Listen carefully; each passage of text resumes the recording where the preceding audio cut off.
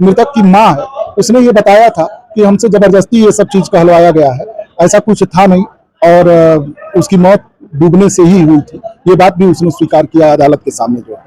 क्या ऐसे में आप मानते हैं, जिस तरीके से अगर देखा जाए तो फर्स्ट इन्फॉर्मेशन पुलिस उस पर मुकदमा दर्ज कर लेती है, पुलिस का काम है फर्स्ट इन्फॉर्मेशन में अगर नाम आया पुलिस ने मुकदमा दर्ज किया, उसके बाद आयु उसकी जांच करते हैं और जांच के बाद जो है उस मुकदमे में चार्जशीट जाती है, उसके बाद जाती है कुछ मुकदमे में नाम कुछ लोग के होते हैं निकाल दिए जाते हैं।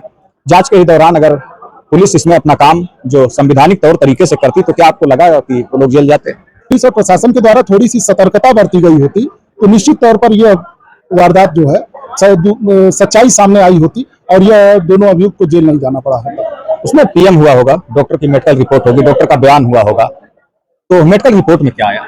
मेडिकल रिपोर्ट में जब मैं डॉक्टर को क्रॉस कर रहा था माननीय अदालत के सामने जो है, तो मैंने उनसे पूछा था कि ये जो बॉडी आई थी वो वयस्क पुरुष की थी कि महिला की थी। उन्होंने स्वयं स्वीकार किया कि जो डेड बॉडी मेरे सामने पीएम के लिए आई थी वह एक वयस्क पुरुष की बॉडी थी और 27 दिन बाद उस बॉडी को, चूंकि तथाकथित रूप से जो बताया जा रहा था कि मनोज की लाश है, तो मनोज की लाश जो है 27 दिन जमीन में गाड़े हो गया था, तो उस लाश को न उखाड़ कर किसी अन्य डेड बॉडी को उखाड़ करके डॉक्टर के सामने पेश किया गया होगा। यानी किसी ऐसा है निश्चित तौर पर, क्योंकि उस बॉडी के पोस्टमार्टम करने वाले डॉक्टर ने बताया कि उस बॉडी के अंदर जो है 250 ग्राम अधपचा मौजूद है। यूपी के संत कबीरनगर, यूपी पुलिस पर उठ रहे सवाल।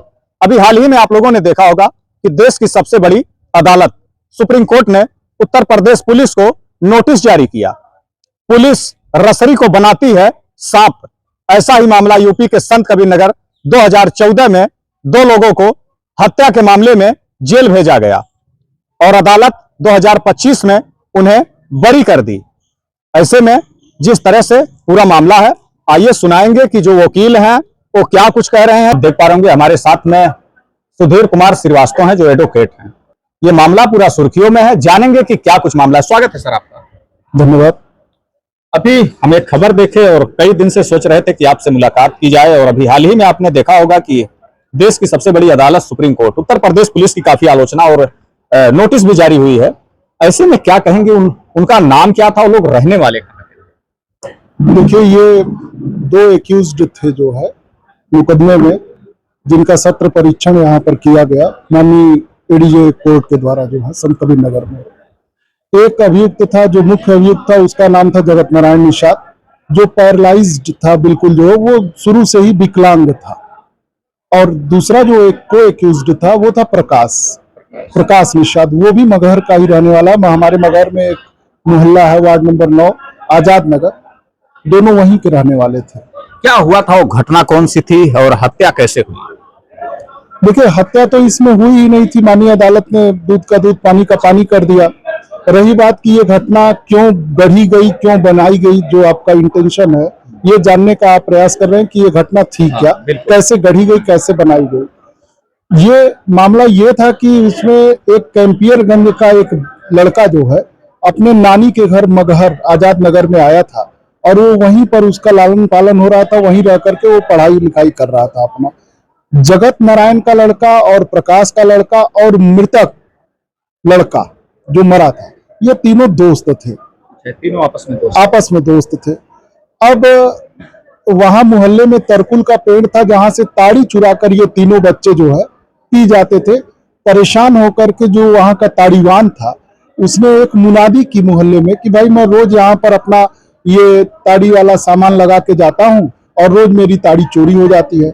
निश्चित तौर पे अगर कोई इस तरह का काम करेगा तो हम देर सवेर इसमें जो है कोई ऐसा पदार्थ मिला देंगे जिससे आपको हानि होगी। तो ये बच्चे, अब चूंकि बच्चे थे 12 साल के उम्र के, 12-13 साल के, इनको उस मुनादी का बहुत आभास था नहीं और वो जो है पुनः अपने रेगुलर वे में जाकर के उस ताड़ी को चुरा कर पिए, जिसमें से जगत नारायण का लड़का और प्रकाश का लड़का, ये दोनों तुरंत उस ताड़ी को पीने के थोड़े ही देर बाद थोड़े दूर चले और खेत में बेहोश होकर गिर गए। अच्छा, वो डुग्गी मुनादी भी करवाए थे? डुग्गी मुनादी तो खैर न्यायालय के द्वारा आदेश पर कराया जाता है, लेकिन उस ताड़ीवान ने एक सतर्कता बरती थी कि पहले से ही एक चेतावनी जो है उस मोहल्ले में दे रखी थी कि कोई अगर हमारा ताड़ी चुरा करके पिएगा तो हम उसको जो है इस तरह से कर देंगे ताकि आपको नुकसान होगा, इस नाते मेरा ताड़ी मत चुराइए। अब बच्चे नहीं जान पाए उस नेचर को जो है कि क्या काम कर रहे और हैं। ताड़ी जो है 2 लोगों के मौत का कारण बन गया। नहीं, एक लोगों की मौत का कारण बना। मैंने कहा कि जगत का बच्चा और प्रकाश का बच्चा ताड़ी पीने के बाद कुछ दूर गए तो खेत में गिर गए वो, लेकिन जो मृतक था यानी वादी मुकदमा रामू का लड़का जो मृतक है मनोज, यह जो है अपने घर के किनारे तक पहुंचा, लेकिन वहां एक पोखरा था और उस पोखरे के किनारे बेहोश होकर के ज्यों गिरा वो पोखरे में गिर गया और दम घुटने से उसकी मृत्यु हो गई। अब जब ये दोनों बच्चे जो खेत में गिरे हुए थे, इनको देख करके तुरंत मोहल्ले के लोग दौड़े और दवा कराने के लिए लेकर के सदर अस्पताल आए, सिविल हॉस्पिटल संत कबीरनगर आए। वहां पर इनका दवा इलाज हुआ, दोनों बच्चे ठीक हो गए। तीसरे बच्चे को ढूंढा जा रहा है, अगले दिन उसकी बॉडी पोखरे में तैरते हुए मिल रही है। तो वहां के संभ्रांत लोग जितने भी उस समय तत्कालीन सभासद और चेयरमैन या वहां के जो भी गणमान्य लोग थे, उन लोगों ने काफी दुख प्रकट करते हुए, अफसोस जताते हुए उस बच्चे की डेड बॉडी का कफन दफन जो है ससम्मान जो है कर दिया था।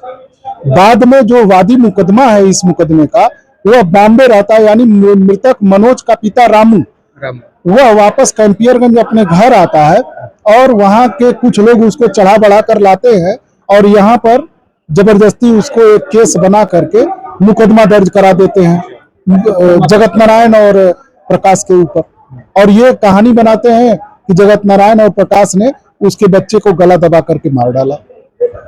इसी में दोनों अभियुक्त गिरफ्तार होते हैं, जेल जाते हैं, माननीय उच्च न्यायालय से उनकी बेल भी होती है, उसके बाद ट्रायल चलता है।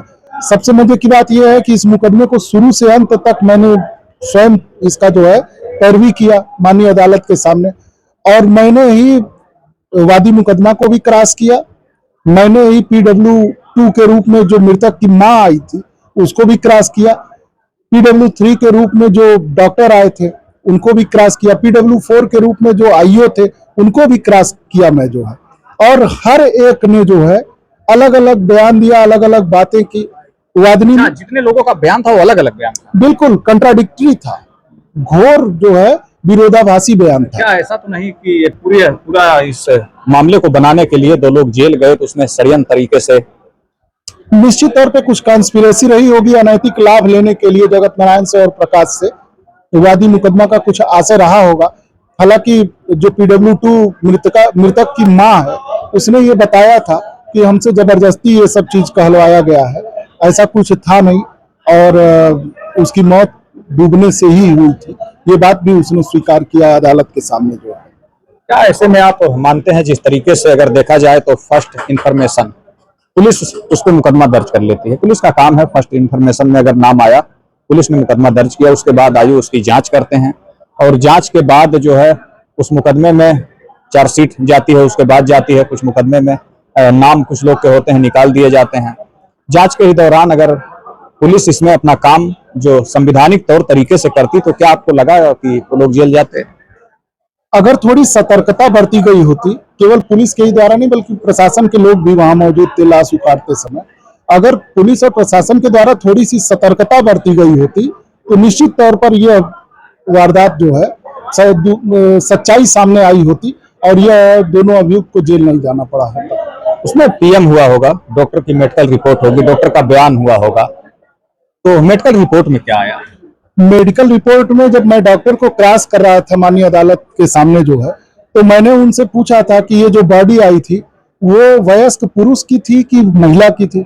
उन्होंने स्वयं स्वीकार किया कि जो डेड बॉडी मेरे सामने PM के लिए आई थी वह एक वयस्क पुरुष की बॉडी थी, और 27 दिन बाद उस बॉडी को, चूंकि तथाकथित रूप से जो बताया जा रहा था कि मनोज की लाश है, तो मनोज की लाश जो है 27 दिन जमीन में गाड़े हो गया था, तो उस लाश को न उखाड़ कर किसी अन्य डेड बॉडी को उखाड़ करके डॉक्टर के सामने पेश किया गया होगा।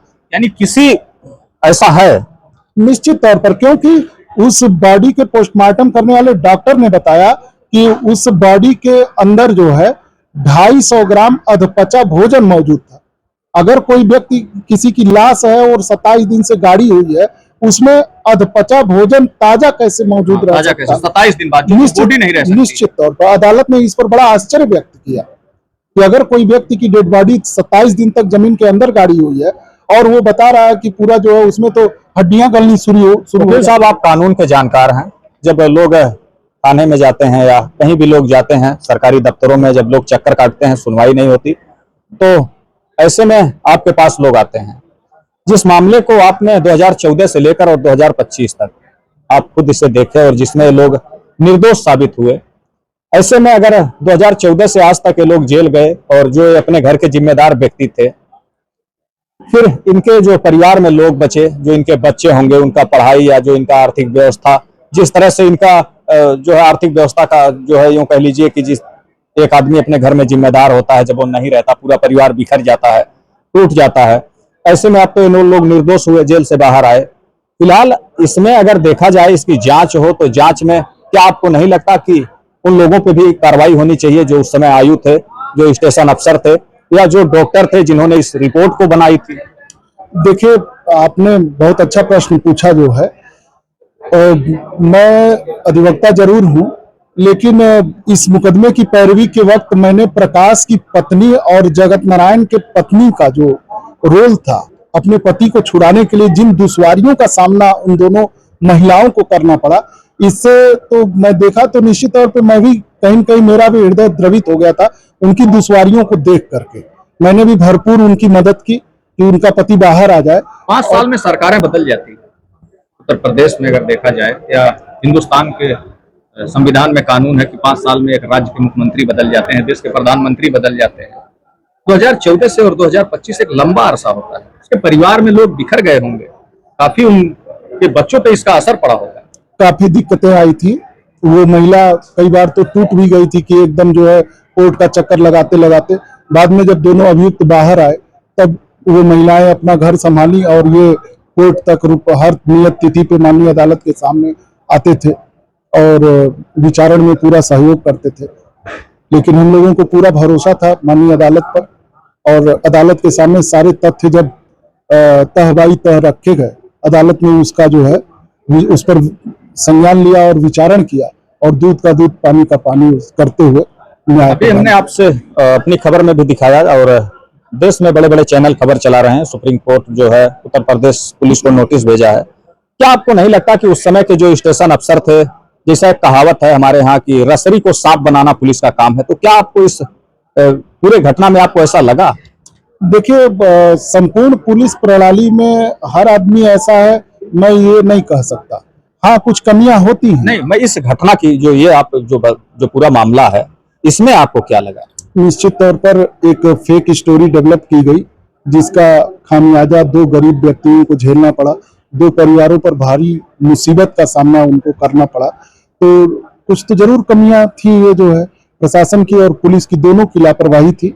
लेकिन हम देख रहे हैं दिन प्रतिदिन कुछ सुधार भी हो रहा है। आप ये जान लीजिए कि जिस तरह से अगर पुलिस का मामला आता है और जब पुलिस के ऊपर आरोप लगते हैं, तो ऐसे में क्या होता है कि आनन फानन में जब आरोप लगने लगते हैं तो उन्हें हटा दिया जाता, या तो लाइन हाजिर कर दिया जाता, या अगर ये फर्जी मुकदमे लिख दिए।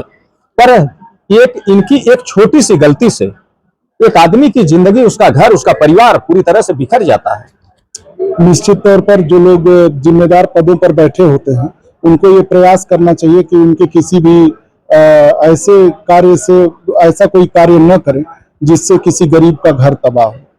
आपके कानून में भी लिखा है कि 100 अपराधी बेशक छूट जाएं पर एक निर्दोष जो है वो फंसने ना पाए, ऐसा भी है? भारत का कानून तो इस पर टिका हुआ है कि एक निर्दोष को कभी सजा नहीं होनी चाहिए। हाँ। और हमारा न्याय प्रणाली जो है वो अच्छी है, बहुत अच्छी है, इसमें कोई शक नहीं है। हमारा भरोसा पूरा न्यायालय पर है। अगर हमारी न्यायालय व्यवस्था अगर अच्छी ना होती तो आज हमें न्याय कैसे मिलता? तो हम आभारी हैं। जिस तरह से लोग इस पूरे मामले को एक स्टोरी बनाए थे, आप पिक्चर देखते होंगे, पिक्चर में जैसे एक स्टोरी बनाई जाती है, और बहुत अच्छा नाम है उस पिक्चर का, अजय देवगन उसमें रोल अदा किए हैं इंस्पेक्टर का, गंगा जल पिक्चर। तो उसमें कुछ स्टोरी दिखाई जाती है, पुलिस की ही स्टोरी दिखाई जाती है कि पुलिस उसमें क्या करती है, पर अगर एक कप्तान उसमें ईमानदार आते हैं तो फिर वो क्या करते हैं, किस तरह से साधु यादव का आतंक वहां हुआ करता था। तो ऐसा नहीं है, अगर ये लोग बैठे हुए हैं और पढ़ लिख के बैठे हैं और भारत सरकार से इनको बाकायदा लाइसेंस अप्रूवल होता है, ऐसे में पिक्चर बनाई जाती है, तो क्या वो पिक्चर की कुछ कहानियां आपको इसमें नजर आ रही कि नहीं? देखिए, जो ये पिक्चर वगैरह बनाई जाती है, ये समाज के लिए एक संदेश होता है कि जो बुराइयां हैं उनको निकाल करके सामने लाया जाता है, एक आईने के रूप में प्रस्तुत किया जाता है कि समाज की इस बुराई को हम कैसे सिस्टम से दूर कर सकते हैं। पिक्चर इसलिए बनाई जाती है, इस नाते दिखाई जाती है। कि किस तरह से ये गलत काम हो रहा है और इसको कैसे सही किया जा सकता तो आपको क्या लगता है ये जो ये मामला है, अगर हमें जो अभी तक इसमें लग रहा है कि एक पिक्चर ही ये बनाई गई, पिक्चर के ही तरह एक कहानी गढ़ी गई और जिसमें दो परिवार पूरी तरह से बिखर गए? है। निश्चित तौर पर इसमें वादी मुकदमा ने जो है असम्यक असर डालते हुए अनैतिक लाभ लेने का प्रयास किया था और हमारे मुलजिमान को जो बिल्कुल बेगुनाह थे उनको जेल भेजा। तो एक खामियाजा तो हमारे क्लाइंट को भुगतना पड़ा, लेकिन जब अदालत ये फैसला सुना रही थी अदालत के अंदर, तो फैसला सुनाने पर जब इन्होंने अदालत ने हमको बाइज्जत बरी किया तो उन्होंने एक ऑप्शन भी हमें दिया था, सुझाव दिया था माननीय न्यायालय ने कि आप चाहें तो एक मैलिशियस प्रोसिक्यूशन का मुकदमा वादी मुकदमा पर या तत्कालीन जो भी पुलिस के अफसर हैं उनके ऊपर कर सकते हैं। लेकिन चूंकि मेरे क्लाइंट बिल्कुल भावुक हो गए थे अदालत के अंदर जो है, और वो काफी गरीब भी थे, तो उनको तो बस यही खुशी थी कि माननीय अदालत से हमको न्याय मिला और हम छूट गए। लेकिन उनकी कैपेबिलिटी ऐसी नहीं थी कि वो जो है पुनः अब अदालत में जा करके और पुलिस के खिलाफ अगर वो अपनी लड़ाई फिर लड़ते और जिस तरह से उन्हें निर्दोष थे और उन्हें दोषी बनाया गया, और अगर वो अपनी लड़ाई लड़ते तो जो आयु थे उस समय के या जो पुलिस इंस्पेक्टर थे उन पे कार्रवाई होती, वो भी जेल जाते। अब निश्चित तौर पे अगर मैलिशियस प्रोसिक्यूशन का मुकदमा अगर पुनः एक अभियोजित किया जाता तो न सिर्फ पुलिस इंस्पेक्टर, तत्कालीन पुलिस इंस्पेक्टर, बल्कि जो प्रशासन के लोग, जो नायब तहसीलदार, एसडीएम, जिनकी उपस्थिति में डेड बॉडी वगैरह उखाड़ी जाती है, जो कार्यपालक मजिस्ट्रेट होते हैं, उनके ऊपर भी ये मुकदमा चलता और वो भी दोषी पाए जाते। ऐसे में क्या कहेंगे, अगर जिस तरह से देखा जाए लगातार उत्तर प्रदेश में पुलिस के ऊपर सवाल उठ रहे हैं, आम लोग जो अभी सुप्रीम कोर्ट ने उत्तर प्रदेश सरकार को बाकायदा नोटिस जारी की है कि आम लोगों पे आपराधिक मुकदमे बनाए जा रहे हैं, उत्तर प्रदेश पुलिस बना रही है, इसको क्या कहेंगे? देखिए, न्यायपालिका पे लोगों का बहुत भरोसा है और न्यायपालिका का काम ही यही है कि कार्यपालिका, जो विधायिका ने कानून बनाया उसका कार्यान्वयन कार्यपालिका के द्वारा ठीक तरीके से किया जा रहा है कि नहीं किया जा रहा है, इसको देख रेख करने का काम न्यायपालिका का है। अभी एक आपके बगल में जिला है अम्बेडकर नगर, संत कबीर नगर के बगल का जिला है, और अभी एक हफ्ते की बात है, वहां पे एक बुलडोजर कार्रवाई की जाती है। ग्राम समाज की नवीन पड़ती थी, ग्राम समाज की जगह थी, उस पर कुछ लोगों ने अपनी झोपड़ी बना ली थी। उसमें एक बच्ची, नाबालिग बच्ची जिसकी उम्र महज 7 साल, वो पुलिस के लोग वहां थे। उसके बाद वो अपनी बच्ची किताब के लिए चिल्लाने लगती और पुलिस के लोग रोकते, फिर भी वो घर में जाती, अपने किताबों को लेती, भागने लगती। तो जब वीडियो वायरल होती तो देश की सबसे बड़ी अदालत ने उस वीडियो का पूरा संज्ञान में लिया, कहा कि काफी जो है चिंता करने की बात है कि जिस तरह से उत्तर प्रदेश में पुलिस का और जिस तरह से शासन प्रशासन की रवैया है बुलडोजर की।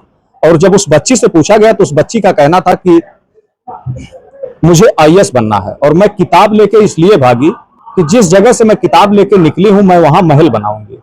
अभी उत्तर प्रदेश के पूर्व मुख्यमंत्री अखिलेश यादव बुलाए भी थे, उस बच्ची का सभी खर्च देने के लिए कहा है उन्होंने, वो तो एक अलग विषय है, उन्होंने एक सराहनीय काम किया। ऐसे में आप क्या कहना चाहेंगे?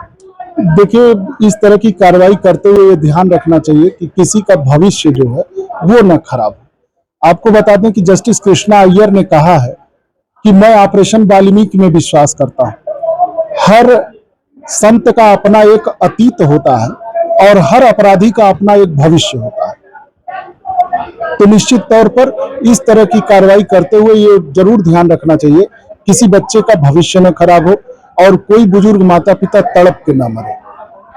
अपराध अगर कोई करता है तो निश्चित तौर पर शासन और प्रशासन को उसके खिलाफ कड़ी कार्रवाई करनी चाहिए, क्योंकि अगर कानून का डर नहीं रहेगा समाज में तो अराजकता फैलने का खतरा रहता है।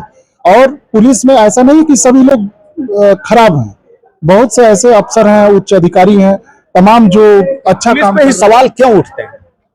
देखिए, पुलिस ये जो पूरी घटना थी, जो पूरी फिल्म बनाई गई थी, ये कौन लोग बनाए थे? निश्चित तौर पे वादी मुकदमा और तत्कालीन आयोग और कुछ अन्य लोग भी जो उसको चढ़ाए बढ़ाए होंगे, वो लोग मिल करके इस तरह का एक फेक स्टोरी डेवलप किए होंगे। लेकिन इसका ये मतलब नहीं होता कि मतलब सारे लोग ऐसे ही हैं, हर स्टोरी फेक ही होती है। अदालत में अगर उस फेक स्टोरी साबित हो गई, साबित हुई तो ही वो लोग बरी हुए, छूट गए। अब अदालत के पास तो पूरा सबूत है कि हाँ इन्होंने फेक स्टोरी बनाई है, अदालत खुद उन पे बड़ी कार्रवाई कर सकती है। बिल्कुल, अदालत तो अगर चाहे तो किसी भी प्रकरण का सुओ मोटो संज्ञान भी ले सकती है। स्वमेव संज्ञान लेकर के तो ये न सिर्फ जिला न्यायालय, माननीय उच्च न्यायालय या माननीय सर्वोच्च न्यायालय भी सुओ मोटो किसी मामले का संज्ञान पेपर पढ़ करके, टीवी पे न्यूज देख करके वो सुओ मोटो संज्ञान लेकर के कोई भी आदेश पारित कर सकता। अभी से लोगों का भरोसा न्यायालय के प्रति इसी नाते बढ़ रहा है कि हमको आसानी से न्याय मिल रहा है। साहब, जिस तरह से उस दौर में जो अधिकारी थे, जो लोग थे, जिस तरह से उस मामले को बनाए, जिस तरह से उस स्टोरी को बनाए, उसमें आप क्या चाहेंगे? आप की तरफ से क्या कुछ रहेगा कि उन पे कार्रवाई होनी चाहिए?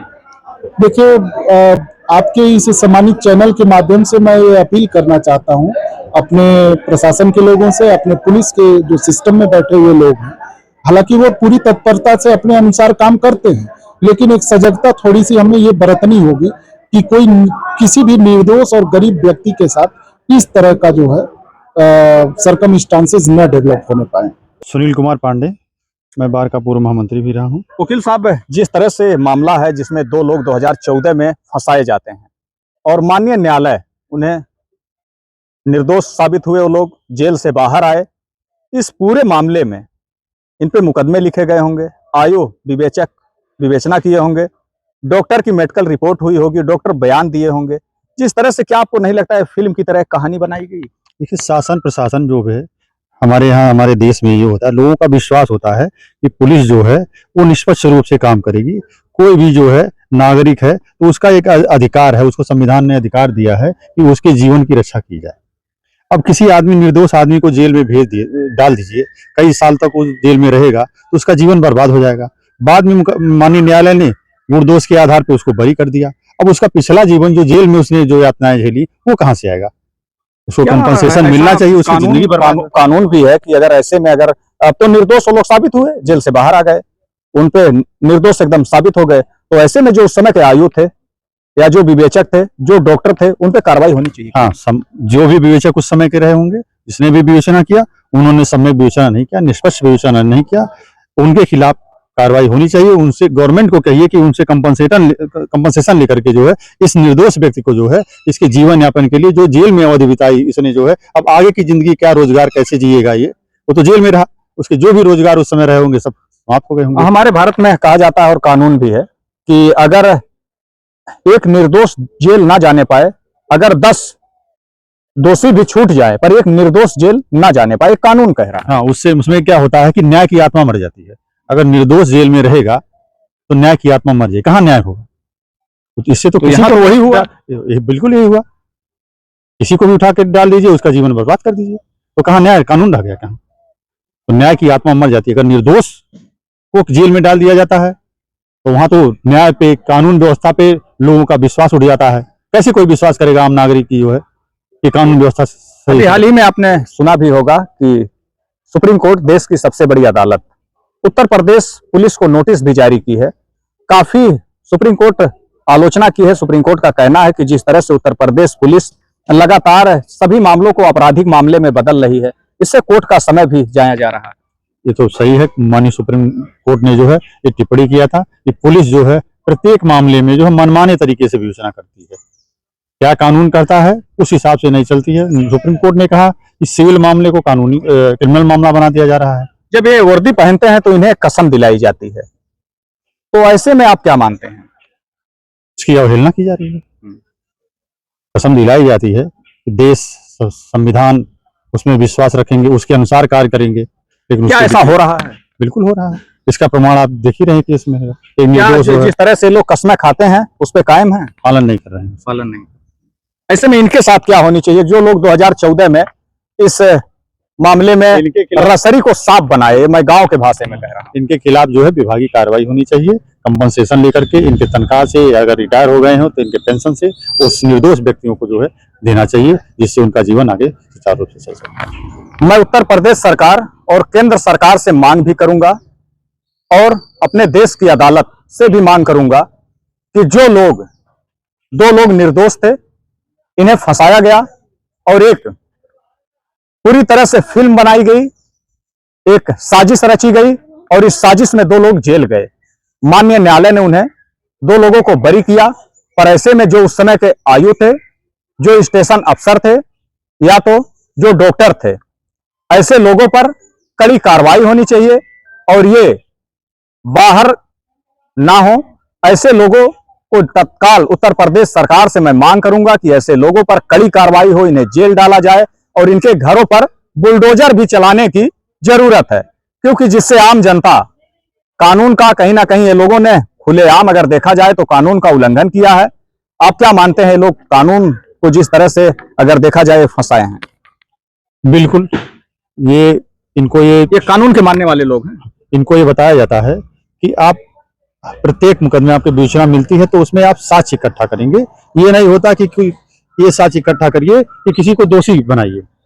साक्ष्य इकट्ठा करिए कि जो भी सुसंगत चीजें आपको मिलती हैं मुकदमे से संबंधित रेलेवेंट चीज, वो आप न्यायालय को भेजिए। ये नहीं कि कोई पकड़ा गया, किसी के खिलाफ मुकदमा दर्ज हो गया तो उसको मुलजिम बना दीजिए। मैं उत्तर प्रदेश सरकार, केंद्र सरकार और अपने देश की अदालत से मांग कर रहा हूं कि ऐसे मामलों की जांच हो और जिसमें माननीय न्यायालय ने उन्हें निर्दोष साबित कर दिया, ये लोगों को जो इनके ऊपर कड़ी कार्रवाई हो, उत्तर प्रदेश सरकार इन पर बुलडोजर चलाए और उच्च न्यायालय इस मामले को संज्ञान में ले।